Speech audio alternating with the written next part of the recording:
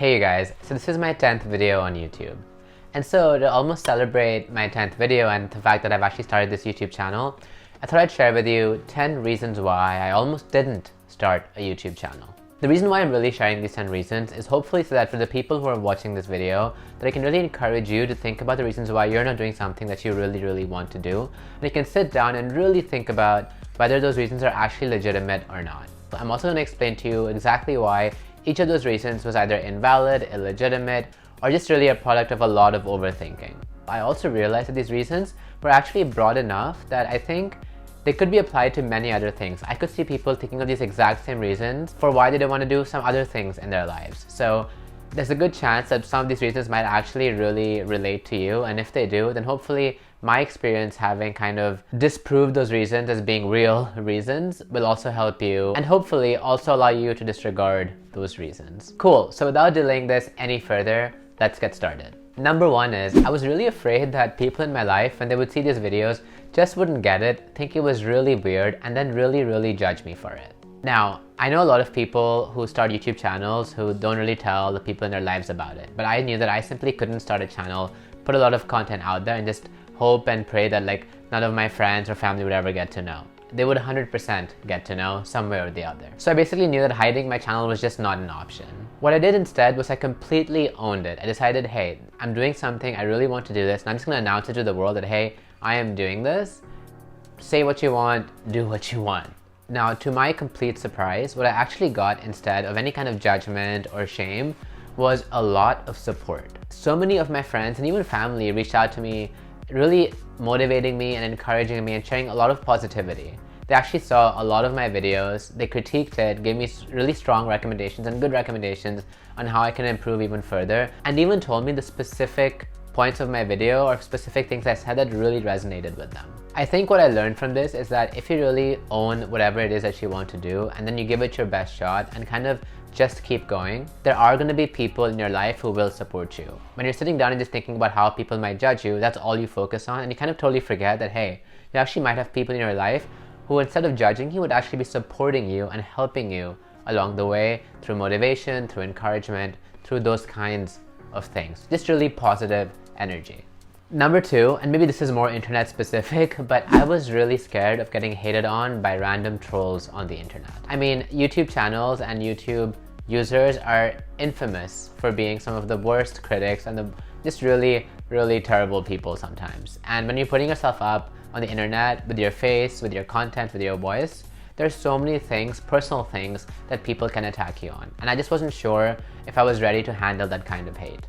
Now, in reality though, I actually think that if you're being hated on by any random person, if somebody has taken the time to come on your video and put you down, that means you're doing something really right. Now, I'm not saying that if you're not getting hated on, you're not doing a good job, no. But if you are getting hated on, then obviously something you're doing is really good. Like, you're doing something really well, your message is getting across. There's something about you that is so positive or has such a strong energy that somebody is actively trying to bring it down. What I'm saying is that I would be absolutely honored if somebody would come on my video and be a random internet troll and hate on me. The other thing is also that if you really want to do something, you basically, I think, have two options. And this is something I concluded after mulling this over for a long period of time.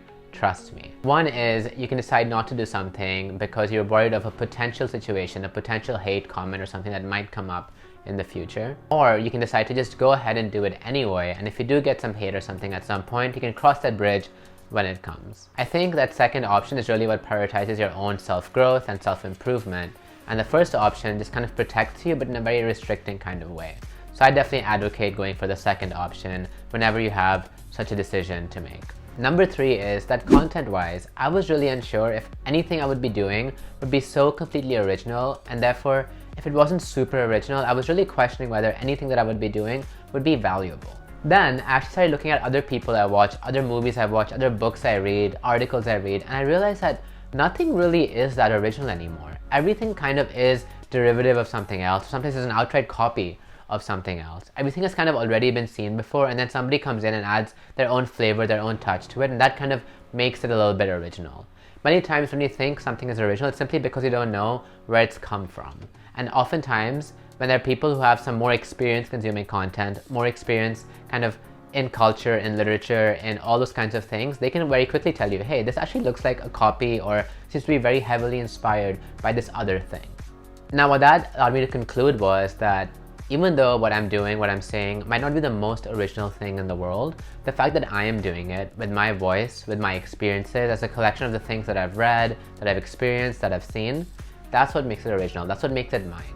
And in terms of value, it doesn't have to be completely original to be valuable. As long as what I'm saying serves its purpose, then I think it's valuable. So the purpose here being that some of the things that I say actually resonate with some people, and the other piece of value being that when I'm saying something, when I'm making these videos, I'm really coming from a place where I want to be saying these things and making these videos because it satisfies me on a personal level. So far, every time I've released a video, I've had at least somebody in my life tell me that they really felt something that I said, that something that I said really resonated with them. And also every time I've made a video so far, each of them has been something I really wanted to share with the world, with the internet. And so each video has been super valuable, even though it hasn't been the most incredibly original thing in the whole world. Number 4, I was afraid that I'd actually quit soon after, that I would start this YouTube channel, I'd make all these videos, then I'd realize that, hey, this is not actually for me.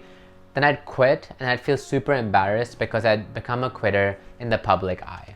Now, actually having made these videos and put myself up on the internet, I'm actually just more proud than ever before that I even gave this a shot in the first place. Not that I intend on quitting anytime soon, I love doing this a lot, but the thought that I would actually feel ashamed for one day maybe quitting or something, that's just not something that bothers me at all. I would never be embarrassed for one day saying, hey, I'm actually not into this anymore, I'm gonna pack it up and go on and do something else with my life. Just because I started something doesn't mean I have to keep doing it till the day I die. You're allowed to start things because you want to, and you're allowed to also quit them and end them because you want to. The decision is totally yours, nobody else's, and the fact that you might quit somewhere down the line is not a reason to never start to begin with. I've said this before and I'll say it again. I think that sometimes when you give your mind the opportunity to give you 100 or 1,000 different reasons why you shouldn't do something, it'll come back and give you 1,000,000. And I think this is one of those million extraneous, completely overthought reasons why I wasn't going to do something. And I'm glad I kind of just did it anyway, and I realized how foolish that first doubt, anxiety, fear was. Number 5 is that I was actually really afraid that the content I would make and put out wouldn't be nearly as perfect as I wanted to be. And the truth of the matter is that my content isn't nearly as good as I want it to be. It's not as good as I visualize it in my head, and that's totally fine. Nobody starts off at the best and at the very peak of their ability. It's all a growth journey. You're always growing and learning along the way. In this 10th video I'm making, I already feel so much more comfortable around the camera. I feel like I've got a better sense of lighting and delivering content and my style. I've learned all these things along the way. And this whole journey and process of learning has itself been so much fun. Sure, it's really fun and cool to see your work product be exactly how you want it to be in your head. I bet it's an amazing feeling, but it's also a lot of fun to learn along the way and see yourself continuously improve. So try not to discount that feeling, or even if you haven't thought about it, and here let me introduce you to that thought, that hey, honestly, just picking up something and being a complete newbie at something and then learning along the way is also a lot of fun. Number 6, and this is a bit more personal, but I hated looking at myself and listening to myself while I was editing my videos. I mean, I almost didn't even end up uploading my first video after spending at least 6 hours filming it over and over again.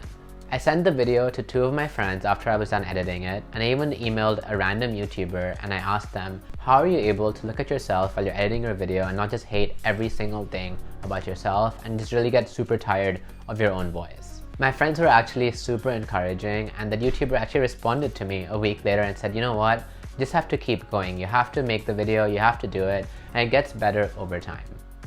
Now, having actually spent 6 or 7 hours making that video, I also just had an urge not to just give it up now and just say, you know what, I don't want to do this anymore. So I just bit the bullet and I put up the video. It's my first video on minimalism, and I got such a strong and positive response from so many people.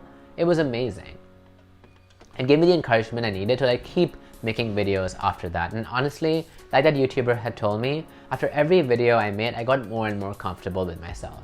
Now, generalizing this a bit more, looking at myself and listening to myself was a huge challenge for me, and basically facing it head on in the most public way I possibly could was exactly what I needed to do to get over that whole complex that I had. It makes me think that if there are other things that you're not doing because you're afraid at some very personal level about it, sometimes just tackling it head on and doing the most extreme thing you can to fight it can sometimes be a huge growth moment. But I will caveat this that it can also go the complete opposite way, of course. Like, I could have also gotten a lot of hate, and I don't know what that would have done for my self-esteem at that point. So, I mean, take this with a bit of a grain of salt, but this has been my experience, at least, where I tackled something that was deeply linked to a kind of issue or a complex I had about myself, and then I came out of it a much stronger person. Number 7 is I just didn't think I had the best tools and setup for it. I didn't have the best camera, I didn't have the best editing software, I didn't have the best lights, a studio, a production team, a writer for my scripts, even just the time. Now, you don't have to have the best of everything to start your video, to start whatever you want to do. Right now, I'm just filming on my iPhone camera, which, by the way, is a really good camera now. I also edited my video on a 2013 MacBook from my college days, and honestly, that might not be the best because every time I try to color correct my videos, it always crashes. I just can't handle it. I also don't have any incredible lighting. I literally use a floor lamp, and then I also have this one little ring light I bought from Amazon, which I only bought because it's kind of portable and it was really, really cheap. Do I want a really fancy camera with a really cool lens that will make the background behind me blurry? Absolutely. Would I want somebody to teach me all the amazing skills in Premiere Pro and shoot some really amazing B-roll footage of me at my own time? Yes, 100%. But I don't have that right now, and that's okay. I'm making the videos I can with the best of my ability, and it's been really, really fun to do anyway. And again, I keep growing and I keep learning along the way, and one day I will invest the kind of money to get a better camera, to have that blurry background of my dreams, to have more cool lighting and more options. I will do those things, but right now itself, it's been a lot of fun. And from that, what I've learned is you don't have to have the very best of everything to just start something. You can start with the bare basics and build yourself up from there. I also realized that a lot of times, again, this was this idea of perfectionism that just like kept blocking me from just starting along this path. And now that I am on this path, I've realized that I didn't need all these amazing things. Number 8 is that I was actually afraid that I would have to make some really annoying clickbaity titles and very irritating thumbnails to get all the clicks and subscribers and views in the world. I could never imagine making a video with a title like, oh my god, here are 10 ways to completely beat your depression. Or something like, here's how I make $100,000 every week as a 25-year-old. Like, please, I could never do anything like that. It's just not my vibe. It's not the kind of thing that I'm going for. It's not the kind of content I'm trying to make. As I kept making and sharing these videos and this content, I realized that I didn't want to make any of these clickbaity titles because I just don't want to. It's not the kind of energy, the vibe that I'm going for. I like the content that I'm making. I like what I'm doing. I'm going to keep doing that. It's very easy to confuse success with these raw numbers like view counts, subscriber counts, watch time, and things like that.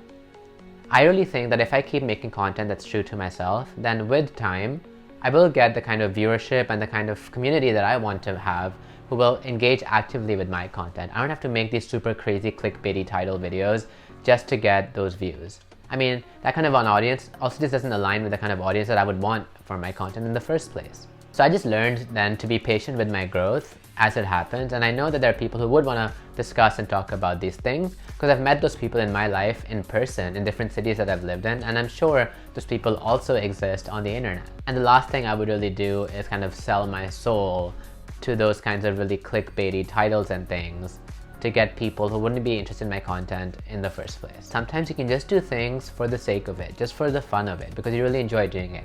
Not everything has to be profitable and lead to some kinds of huge fame, fortune, and all that kind of stuff. You can just do things because you truly want to, because you enjoy doing it, and that's very, very valuable. Number 9 is I was afraid that I would one day look back at my videos and then actually really cringe at what I'd put up. And honestly, I actually did look back at the first video I made and I uploaded, and I did cringe really strongly.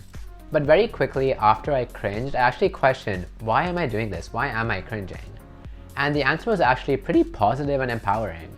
I realized that I'm cringing because at this point, after having learned everything that I have, I would have delivered that content a lot more differently. I would have changed the way that I was cutting the video. I would have changed the way that I was talking, and I would just be so much more comfortable in front of the camera. Those are all very good reasons to cringe. I wasn't really embarrassed at all about what I released and I put up. I mean, that video is still there, the minimalism one that you can see. But I just know now that I would have done it so much more differently after everything that I know today. And that was actually a really good feeling because I realized how much I've grown just in these 3 months of making these different videos, and how I'll keep improving as I keep going. And number 10 is that I actually thought that one day I would simply run out of ideas. I would hit this kind of creator's block, and then my YouTube channel would just be completely quiet and empty, and I would have nothing to put up here. It would just completely fizzle out. That was terrifying. It was also a very stupid thought. Just think about this huge universe that we live in, all the content there is out there. Part of creating really good content is actually consuming really good content. I can't imagine ever running out of ideas. But again, this anxiety has gripped me a few times in the past. So one day, literally what I did was, I just sat down for an hour and a half to 2 hours. I turned on my computer, put up a blank spreadsheet in front of myself, and just kept penning down every kind of idea I could even think of. After those 1.5 to 2 hours, I had 52 ideas on my spreadsheet. That's an entire year's worth of content if I upload one video a week. This is kind of similar to the idea of quitting, but you can't be afraid of like what might happen in the future at some point, maybe. Like there's so many ifs and hypotheticals here. You kind of just have to keep going and then cross that bridge if and when it comes. This was all just a huge product of overthinking and just feeling like I couldn't do this. And here I am, totally doing it. Alright, well that's basically it, and I hope you really liked this video. It was really fun for me to actually pen down these thoughts, look back at it, and almost laugh at these 10 reasons why I almost didn't do this. I'm so glad, thankful, grateful, whatever it is, that somewhere at the back of my mind, I just decided, hey, none of this matters, I'm just gonna go ahead and do it.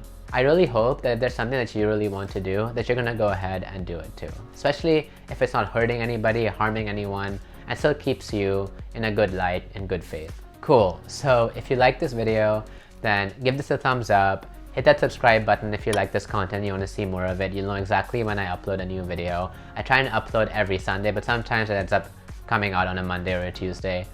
I'm trying to be more regular. It's something I'm still growing and improving on. Alright, so with that, I'll see you all next time.